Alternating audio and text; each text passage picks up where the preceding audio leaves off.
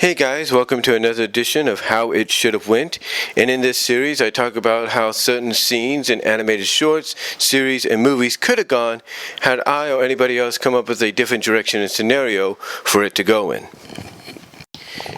And in this edition, first of all, I want to thank Chris Bors, aka the Irate Gamer, and his recent review on the history of the Ninja Turtle video games, and how he talked about the potential villains that Ultra Games, aka Konami, could have used in the first Ninja Turtles game they put on NES. And what I mean is when Chris talked about the potential villains that Ultra Games could have used in the first NES game of the Ninja Turtles, he showed a variety of clips. And the first clip he showed was from the second season episode Catwoman from Channel 6, where April was turned into a cat. And that's the episode I want to touch upon, the second season episode of the original Ninja Turtles, and that's Catwoman from Channel 6, and how I think it could have gone to make it a little bit more interesting, if not intriguing. Now, in case you're wondering why it's called Catwoman from Channel 6 and what the synopsis is, long story short, April tries to get a story scoop on the Shredder and what he's up to, and accidentally steps into a machine where her DNA is spliced with a normal alley cat, and she ends up slowly, because of that, turning into a cat herself, or at least a cat woman, anthropomorphic cat, if you will. She starts showing signs of a cat, she starts acting like a cat, and basically she turns into a cat. Shredder finds out about this, sees what's happened, uses a mind control device on her, and she starts acting more cat-like than ever before. In fact, Shredder takes advantage of it, like I said, puts the mind control on her neck, and basically orders her to go after Splinter. Now, thankfully, the Turtles do arrive to free her from Shredder's control, and then eventually get her back to normal. But now you wonder how it could have gone, how it could have went, because that's basically what the title of the series is. How would it have gone had it been done by somebody else, like myself or Chris or Rob himself or anybody? Well, I'll tell you how I think it could have gone, and probably should have gone, to kind of give it more of an interesting, intriguing tone to it, even if it is the second season of the OG TMNT series.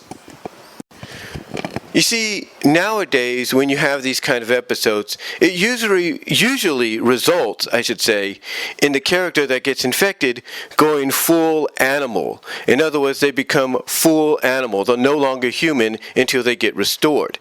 We have seen this. Heck, in the recent Netflix series Kibo, we see this. And she usually basically has to fight with her inner jaguar, if you will, to get back to normal, and sometimes she has to rely on her friends to help her get back to normal.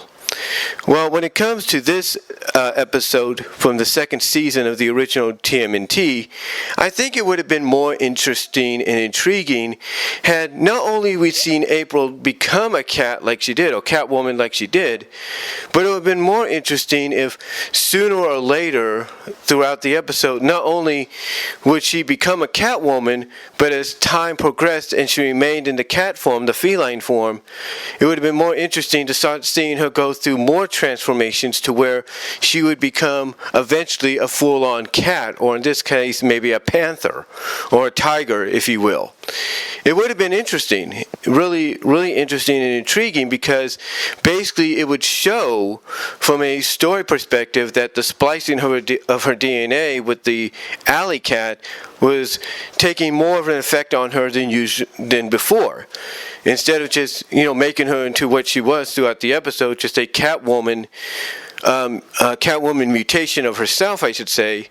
What they could have done and made it more interesting is basically show that the more she stayed in this form, the more she becomes more feline-like. In other words, you have her get on her basically you start seeing maybe her feet and her hands start slowly shifting into paws.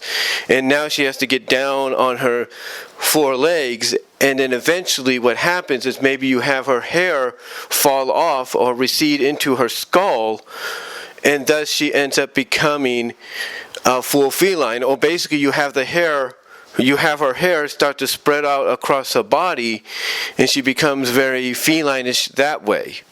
I think if they would have gone in that territory or gone in that direction to where basically towards the end, not at the end, but basically towards the end, like in the start of the third act, you have her basically mutate into full feline mode, where now, she's shredded her outfit that she's known for, her yellow jumpsuit, she's shredded out of that, she's, that's torn up. Her hair is basically spread across her body and become like her fur, and now you have her as a full feline.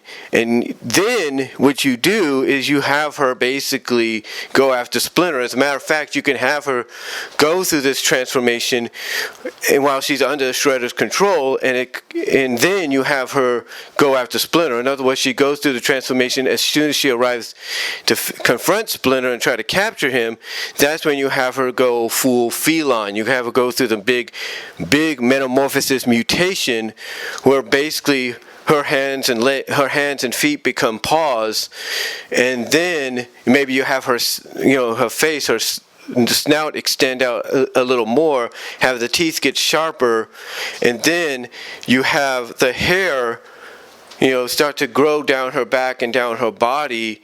You have the jumpsuit kind of get torn off a little bit or fall off, and thus you have her become a full-fledged feline, which does get free of the control, sees what she's become, and basically, then you can transition to her getting restored, maybe off screen or on screen or whatever. But basically, I think they could have had more fun and made it more intriguing and more interesting had they gone all the way with this, because obviously, Playmates, they saw money in a Catwoman April, a feline April, because they made a toy out of her. They made a toy out of her for the Mutations line of TMNT figures, and it sold. It sold out, very quickly. It became very popular. That basically, what was it?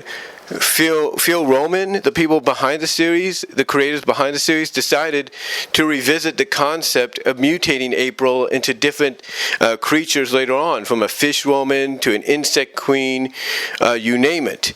And it wouldn't be until about the final season of the 2K3, the 2003 series, which was called Back to the Sewers, that she would go into another transformation mutation in that episode. I think it was the second or third episode of the final season of, like I say, the 2003 series. Anyway, in my opinion, though, I think that, had I or Chris or anybody else been part of the writing team for this episode, I believe, in my opinion, any one of us would have probably chosen the direction to go with April, of having her go full feline. Not just have her become anthropomorphic feline like she became, but I'm talking about full feline. I mean, you look at her hair, her regular hair, it extends a little bit when she becomes a Catwoman, a mutated Catwoman, right? It becomes a little longer, right? It grows out. Why not take advantage of that and have it completely grow out to where it becomes her fur on her body? It just extends all over her body. You have her snout extend a little bit more. You have the jumpsuit kind of get torn off or fall off, and you have her go feline. You have her hands slowly become paws, her feet become paws, and she becomes a feline. Yeah, she still retains a bit of herself, but now she's become more feral. And yes, you could go the same direction you did at the end, where they do remove the collar from her neck.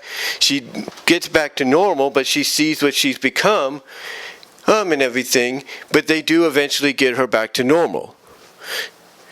As we see at the end of the episode.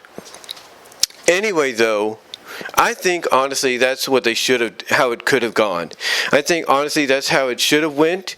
I think that's how it could have gone, and it would have made things more interesting.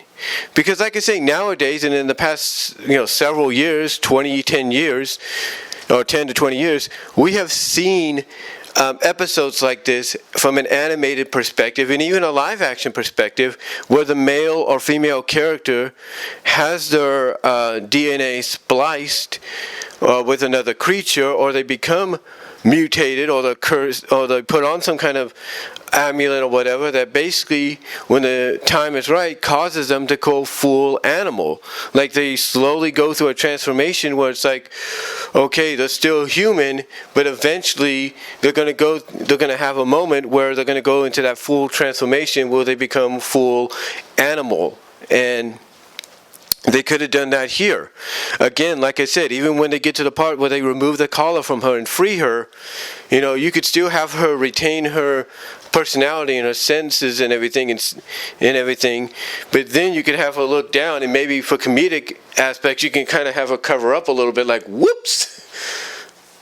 And maybe you can have Raphael point out, or Donatello or Raphael, mostly Raphael, point out the fact that, yeah, April, you're covered in fur right now, so I think you're okay. You don't need to do that, or whatever.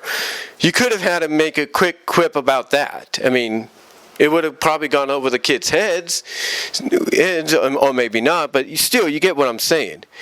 I think if they would have done that, in my opinion, honestly, if they would have gone in that direction, you still could do the same thing as before at the end of the episode, but maybe even add in the fact that April wants to try to cover herself up, but you have Raphael or Mikey point out that, yeah, you're covered in fur, I think you're cool. So, or you could have Raphael or Michelangelo going like, by the way, April, I think you're fine because you got a fur coat on. Or whatever. Because basically, as I said, having her go the full metamorphosis mutation into a feline cat, you have the hair that, in a sense, when you see her as the anthropomorphic cat, kind of extends down a little bit, you could have had it grow and basically encompass her body, and it becomes a fur until she gets changed back, which she does. So, anyway, though, like I said, I think that's. When it comes to the episode Catwoman from Channel 6, I think honestly that's the direction I believe it could have gone and should have gone. I mean, it would have made it more interesting. It would have made it more intriguing, and honestly, I think Playmates would have appreciated it more because they would have had more of a reason to make and sell a mutated April into a feline animal than ever before. I mean, yeah, the one where she mutates into a tiger or a cat, whatever you want to call it, that they did sell during the mutations line, like as I mentioned earlier, did sell out well. But I think if they would have gone a step further with her mutation in this episode, that would have helped Playmates go a step further with the selling of the feline April in the mutations line. Just my opinion. But anyway, though, guys, anyway, guys, what I'm trying to say is those are just my thoughts. What are yours? And that's going to be about it. Sorry if I rambled a little bit here, kind of went on and on, but I just wanted to talk about how I think this iconic moment in the original TMNT cartoon in the second season could have gone for April, because I think it really would have worked out probably even better than the original idea did. But anyway, though, let me know what you all think down below. Again, I want to thank Chris Bors, aka the Irate Gamer, for giving me the idea when he did his review on the Ninja Turtles video game history and showing the clips of villains that they could have potentially used in the Ultra Games' first Ninja Turtle game for the NES. And that first clip he showed being of April, which I do agree, a mutated April, feline-wise, mind controlled, whatever, I think would have been a great villain in any of the games, any of the original NES or SNES games. I think it would have been great, but obviously they didn't want to go there. But still, his potential was there, and Chris was on point about that. But again, I want to thank him for giving me the idea to do this, as well as Rob Paulsen. I'm sorry if I pronounced the last name wrong. Rob Paulsen, for coming on and helping him with the review and inspiring him to do the review of the Ninja Turtles history. But again, a big thanks to Chris for the idea, aka the Irate Gamer. And let me know what you guys all think about how it could have gone on, how the my idea of how it could have gone when it comes to the Catwoman of Channel 6 episode from the second season of TMNT. Let me know what your guys' thoughts are. Comment below. Again, I do apologize for rambling and going on, but it's just something that I feel I just had to talk about, and I truly believe could have been done, and could have really worked out well had they decided to go in that direction. I mean, it's something that I believe I would have done, and I think Chris and Rob would agree with me on that one as well. So, again, let me know what you guys all think down below. Comment if you like, and I am out.